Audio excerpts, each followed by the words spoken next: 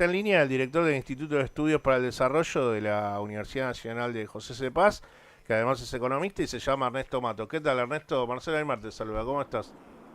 Muy bien, Marcelo, ¿cómo andan por ahí? Bien, bien. Es como una manera de decir, ¿no? Para ser cortés. Pero, claro, pero, porque, viste, es como que, viste, cuando te preguntan, bueno, ¿cómo estás? Bien. Mirá si le dijese, la verdad que no estoy bien. Es como que se abre un nuevo capítulo de una conversación que uno no tendría ganas de, a veces ni de explicar, y el otro lo pones en un lugar muy incómodo, porque si le decís la verdad que no estoy para nada bien, te va a decir, bueno, contame qué. Y se me va el subte o llega el bondi. Claro. Pero sí, lo que quería era, un poco el motivo de hablar con vos unos minutos, que me explicases qué es lo peor que le puede pasar a la Argentina en tanto la mirada de Bessent, Scott Bessent, secretario del Tesoro de la administración de Donald Trump en Estados Unidos, que tiró como una especie de varios ítems para salir al salvataje de la administración de Javier Milei. Desde el punto de vista de Scott Bessent, él nos estaría ayudando y todas son ideas geniales. Ahora, la pregunta es, de todo ese punteo de ideas que él le presentó a Javier Milei, a Karina Milei, a Luis Caputo, que estaba el otro día en la reunión de Miramen, me felicitó por un tuit, ¿qué es lo más destacable que vos pensás que Bessent cree que es genial, pero que nos dañaría mucho a la economía argentina? Mira, yo creo que hay que ir de Palestina a Argentina. Mm. Te lo planteo así porque me parece que le estamos poniendo una dimensión a un problema que no es tanto problema para Estados Unidos, la Argentina en sí, sino su relación comercial con Estados Unidos, con China, perdón. Mm. Entonces, esto que fueron anunciando en forma política y todo lo demás, donde llegan fondos que ya fueron aprobados en abril, como lo del Banco Mundial, y este apoyo que brinda el secretario o el secretario del Tesoro, hay que tomarlo como cuando vos jugás al fútbol. Tenés que ver dónde te está mintiendo. Bueno, hace un tiempo atrás la presidenta Cristina Fernández de Kirchner planteó que fue estúpido Milei al decir en Davos que, lo dijo así, no lo digo yo, lo dijo el presidente, que los gays eran pedófilos, ¿no? Esto Sí, fue lo que generó mucho ruido. sí, Y la expresidenta puso, fíjate que Scott Bessent tiene una pareja gay, digamos, ¿no? sí. Y la verdad que a Scott Bessent no le importa eso. Y esto viene a lo que si te están mintiendo o no, por esto hay que jugar el truco. Mm. El objetivo es ganar, y ganar a todo lo que dé. Los norteamericanos no le prestan atención a eso. Están pensando que China avanza en zonas donde Estados Unidos necesita avanzar. Por ejemplo, no resolver el conflicto de Medio Oriente cuando China, Rusia pidieron pacificar los misiles que lanzó Israel a Irán. Acuérdense que Irán está dentro del BRICS. Sí. Bueno, esto viene a que hoy se anunció que Palestina va a ser ingresada potencialmente a los BRICS. Mm. Entonces, el problema no es Argentina. El problema es cómo responde China ante los avances de Estados Unidos, que es justamente, vamos con los anuncios, ¿no? Después vamos a ver si algo de esto se cumple, ¿eh? Mm. Vamos a sacarle el swap de China, reste la importancia a las inversiones de China, van a llegar después de la elección las inversiones norteamericanas, todo es potencial, ¿eh? Mm. Pero eso es lo que está en juego, Sí. eso, justamente.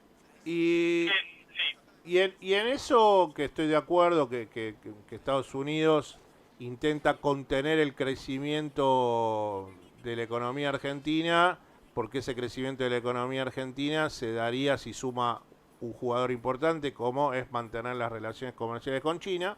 Hasta ahí estamos de acuerdo en esa mirada, pero a mí me sorprende y sí me sorprende porque denota, no es que me sorprenda la precariedad, sino hasta dónde fue el avance de la precariedad del gobierno de Javier Milei, que cuando vos analizás cómo fue este viaje, que tenía que sacar a las 9:30 del lunes el tuit Scott Bessent. Con la maniobra que hizo el gobierno de Milei con el sector agropecuario, específicamente con las cerealeras. Ahí es donde me parece que te quería consultar sobre si a vos también te sorprendió, porque nosotros decíamos, bueno, esto está complicado, cada vez están vendiendo más dólares del tesoro para contener que no suba el dólar, pero cuando después el lunes y durante la semana vimos las características de cómo llegó el gobierno de Javier Milei a esa ayuda del presidente Trump, ahí es donde yo te quería preguntar si a vos también te sorprendió que de precariedad era más abajo todavía, cómo llegan ellos a Estados Unidos. No, a ver, de vuelta, volvemos, yo creo que hay que pensar esta época recuperando algunas, ¿vieron que esta frase de lo viejo funciona? Bueno, esto no es personal, esto es estrictamente negocios. Milei siempre dijo, y volviendo a Davos, que los monopolios eran benefactores. Ahora, ustedes no me pueden decir que no hay un monopolio, o por lo menos una gran concentración en el comercio exterior de grano, donde lo dominan Cargill, Estados Unidos, Bunge, Estados Unidos, LDC, Francia y COFCO, China, estatal China. Entonces, vamos a decir todo, porque si no parece que estamos como a mitad de camino. La realidad es que la Argentina hoy es un gran exportador de granos y estamos viendo que justamente estas empresas son las que se vieron beneficiadas con estos 1.500 millones de dólares. Y nadie tiene que horrorizarse porque China está ganando plata. Ahora, nosotros tenemos que darnos cuenta, y esto para citar a un gran autor nuestro, Arturo Jaureche, lo importante no es cambiar de collar, sino dejar de ser perro. Y acá lo que estamos tratando de entender, por eso yo a veces escucho a algunos especialistas, que podríamos decir, puedo coincidir, pero no es que China es una economía complementaria. A ver, esto como en 1910, cuando llega Estados Unidos a la Argentina con el Citibank, que es el primer banco que abre en el mundo, fuera de Estados Unidos lo hace en Argentina, por la expansión de los Big Four, que son los frigoríficos, que le van a sacar el comercio exterior a los británicos. ¿Y qué decíamos nosotros en aquel momento? Comprar a quien nos compra. ¿Por qué? Porque somos complementarios a Inglaterra. Ese es un discurso errado, porque estamos eligiendo entre ser más primarios o ponernos a competir o en una tercera vía, digamos, ¿no? Claro. Buscar la autonomía. Entonces, ¿esto cómo termina así como está? Si llega este préstamo de Estados Unidos del Tesoro, lo escuché a Gis y a Guzmán, debo citar porque digo, fueron ellos los únicos que escuché con este dato, pero ya Estados Unidos le había prestado el Tesoro norteamericano a la Argentina en 7 oportunidades. No una, esta no es la primera, hubo 7, y fue durante el gobierno de Alfonsín. ¿Sabés cuál fue la última devolución de uno de los préstamos del Tesoro? No. En febrero del 89. Porque esa plata te la prestan y la tenés que devolver, no es como el Fondo Monetario. Claro, se manejan como stand-by, es rápido. Entonces, ¿cómo terminó eso? Febrero del 89, busquemos la fecha de cuándo fue la hiperinflación. Claro. Bueno, tarde o temprano, esto se va a ir acomodando. Yo considero que, bueno, lo decía cuando pasó lo de la provincia de Buenos Aires, bueno, nosotros hablamos, sabés cuál es la mirada, yo sabía que perdía, no de una manera como perdió en las elecciones de la provincia de Buenos Aires, y ahora sostengo lo mismo, que en las nacionales le va a ir mal. Ahora, sacándote un poco de la cuestión netamente económica, desde la economía explicás la política, y por eso, Ernesto, te llamamos cada tanto. Yo considero que le va a ir mal en las elecciones del 26 de octubre. Ahora, de acá hasta el 26 de octubre, ¿cómo pensás que van a comportarse los mercados, el sector financiero? ¿Se la van a hacer fácil? ¿Va a ser tranquilo? ¿Puede volver a haber cimbronazos? ¿Cómo pensás también a Luis Caputo en esta lógica de que cada vez que sale es preferible que deje de hablar porque cada vez que sale le va mal con las cosas que dice, toma la realidad y la crisis desde un lugar muy liviano y muy superado y después le pega un sopapo la realidad y el mercado financiero. ¿Cómo crees que van a ser estas semanas hasta octubre desde la mirada de los mercados y desde la mirada de Milei y esa presión que ejercen los mercados financieros en un modelo de revalorización financiera que es el que propuso en este tiempo la administración de Javier Milei, en vez de pensar en la industria, en un laburo más genuino para los argentinos, ¿no? De eso ya olvidémonos. Bueno, hoy justo ayer me levanté hoy pensando en el dato del mercado único libre de cambios, para que te des una idea de cómo va a venir la mano. Ese es el que nos dice la compra-venta de billetes y divisas que demanda la sociedad, digamos, ¿no? Ese dato dio negativo, quinto mes consecutivo negativo, menos 3.200 millones de dólares. Hay dos puntos ahí. Primero, que del mes pasado ahora, de 1 millón de personas que compraron en julio, este mes de agosto compraron 1,5 millones. Y hay otro dato, o sea que se incrementó la gente que demandó dólares en agosto. Y además dice que más o menos 800 millones de dólares de esas personas que compraron dólares ya las están transfiriendo al exterior en cuentas propias. Eso es lo que está pasando y va a pasar de acá en adelante. Por eso el gobierno puso de vuelta el cepo. Claro. Eso explica lo del MEP, que no puedan hacer el rulo mediante el MEP. Exacto.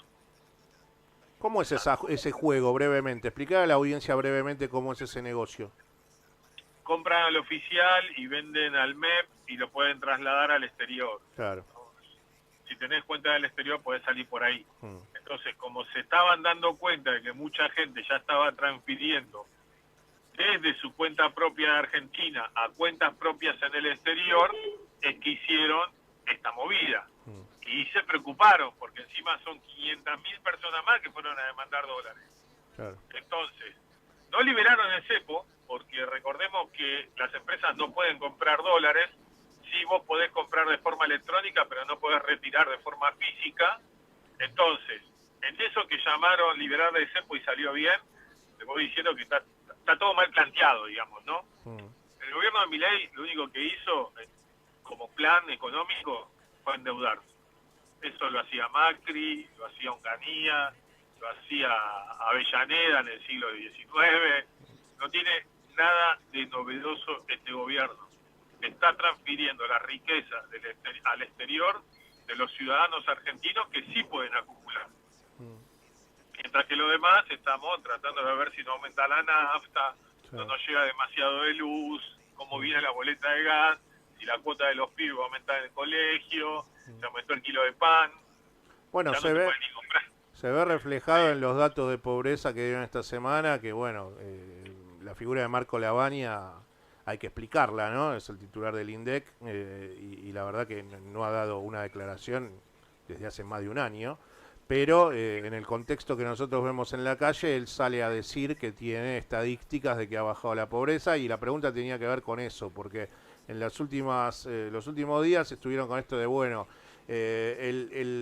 cierta parte de la política en el primer año de la administración de Javier Milei le dio un apoyo para que él corrigiese la macroeconomía. Y yo hasta hace 2 o 3 semanas atrás hablé con Miriam Prunoto, que es la vicegobernadora de Yarlora en la provincia de Córdoba, y hasta ella había calado, y yo pensaba cuando me estaba respondiendo, pues me dice, bueno, pero al final este esfuerzo se hacía para que el presidente pudiera corregir la macroeconomía y eso como que daba vista de que lo había conseguido. Ahora, la pregunta tiene que ver con que la microeconomía, la diaria de los argentinos, no tiene ningún tipo de impacto esto que sucedió en la semana de Milei en Estados Unidos. Entonces, como última reflexión, quería que nos contases, tanto a nosotros como a la audiencia, cómo ves esta dualidad de la macro, la micro, cómo lo ves parado a Milei ante un evento eleccionario y dónde ves, como sos profesor de la Universidad Nacional de José C. Paz y director del Instituto de Estudios para el Desarrollo de la universidad, tenés un contacto con el habitante del conurbano bonaerense y dónde ves esas falencias. Sí, voy de Quilmes a José C. Paz, veo muchas geografías. Mira, primero que hay que entender que la medición es un indicador de pobreza, o sea, que se construye en base a una serie estadística y una metodología. Que no salga a decir nada a la baña, en un punto está bien, pero en otro punto también habría que, después de tantos años, la gestión, Marco Labaña, tendría que haber un planteamiento de actualizar esa encuesta de gastos que usamos del 2004, Claro. porque no están incluidos los celulares. Sí, está ponderado malísimo eso, sí. Bueno, entonces cuando vos medís el IPC también te pasa lo mismo. ¿Por qué? Porque el IPC no mide, el IPC tiene sus ponderadores del 30% cuando varía de un mes a otro, los alimentos, pesa mucho alimentos. Si los alimentos se estabilizan y caen, no es lo mismo caer un 30 que caer un 10. Entonces, cuando cae un poco alimentos, cae mucho el IPC. Ahora, cuando aumenta mucho energía, que es luz, gas, electricidad, solamente pesa un 10. Entonces, vos te preguntas, che, pero pará, ¿cómo puede ser? Si a mí la boleta de luz me llegó 400.000. Claro. ¿Cómo puede ser que no se refleje esto en los precios? Bueno, Y transporte, no se ¿no? va a reflejar. Transporte, Bueno, transporte público, subte, tren, colectivo. alquiler. Mm. Alquiler que estaba en un 120% el mes pasado, habría que ver ahora. Pero es eso justamente el problema. Estamos discutiendo sobre un indicador que se lo tiene que discutir en términos metodológicos. Ahora, vos me preguntás, che, pero ¿y entonces estamos bien o estamos mal? Yo te digo que estamos mal porque lo que uno por lo menos ve es que el consumo cayó. Lo que sí continúa es el consumo de este millón de argentinos que compra dólares, pero es el 10% de la sociedad, el 90% está planchado. Entonces tenés el consumo a dos velocidades. ¿Hay gente que sigue consumiendo? Sí, pero el 90% no. Entonces la variable macro consumo te cae. El gasto público, parate la obra pública, te cae. Las exportaciones, podés decir que subió un poco, pero la inversión tampoco que está explotando. Y cuando explotó, cuando creció mucho, fue porque se importó demasiado. Entonces, no es que está fabricando nuevas cosas, está trayendo cosas de afuera, que generalmente vienen de China. Entonces, vos la demanda agregada la tenés casi estable a la caída. Claro. Entonces, ni siquiera tenés que irte al problema micro. Las macro no la solucionaron. Hicieron este esfuerzo. Mira, lo voy a decir en criollo porque ayer lo estábamos hablando. Este gobierno vino como cualquier otro gobierno liberal y criollo a cagarnos de hambre. Ese es el punto. No lo quieren entender, no lo quieren ver. Caminen en el conurbano y van a ver lo mismo que yo.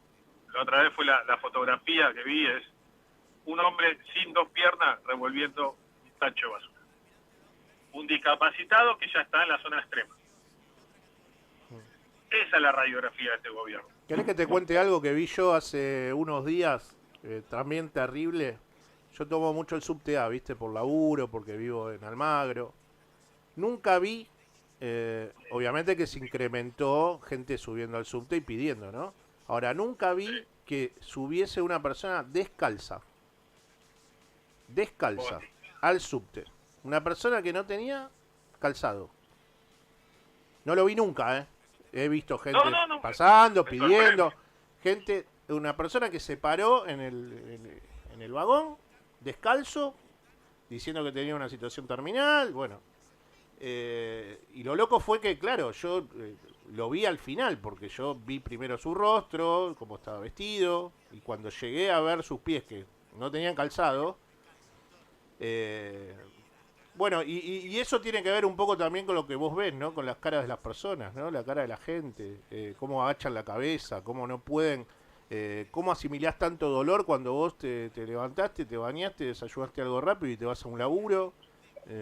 Y eso yo creo que va a hacer que se come a otra curva fuerte a fin de octubre, porque tanta soberbia y tan metido adentro de un frasco de mayonesa va a tener su vuelto.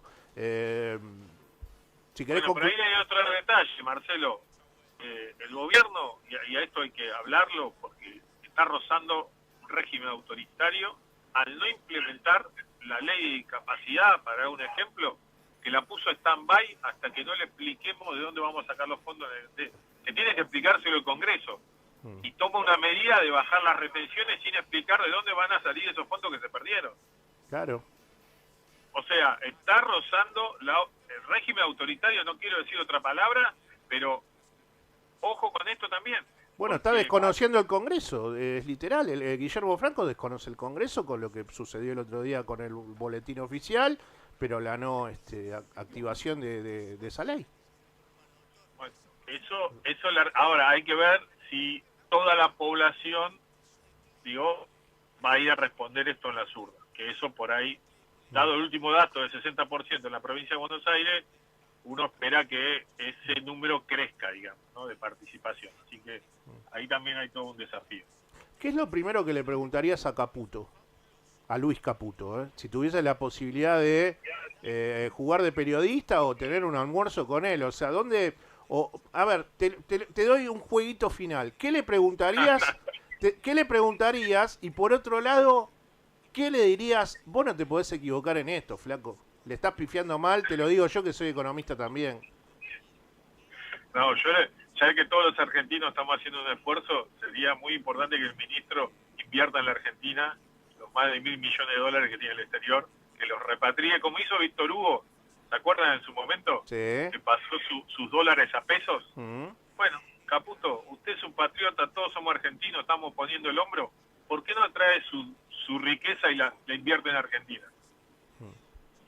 Te mando un abrazo, Ernesto. Muchas gracias como Abrazo, siempre. Marcelo. Hablamos. No, Chau, ayuda a chau. todos. Chau, chau. Abrazo. Es un placer hablar con Ernesto cada tanto y nosotros tenemos la posibilidad de llevarlo adelante, cosa que me pone muy feliz.